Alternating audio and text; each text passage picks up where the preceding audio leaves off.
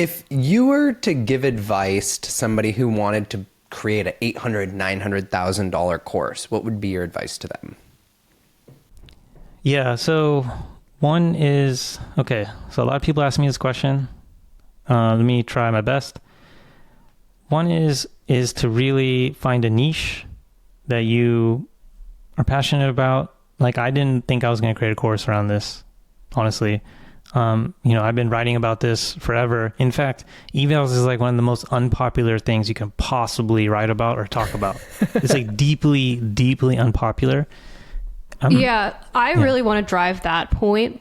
Had we talked about something very cool and sexy, like, there's so many buzzwords out there, like MCP and like agents and stuff, right? Like, that is a easy topic to write a course on because everyone wants to learn how to do it. Evals is something that everybody knows is a problem but doesn't want to go and put in the effort to doing.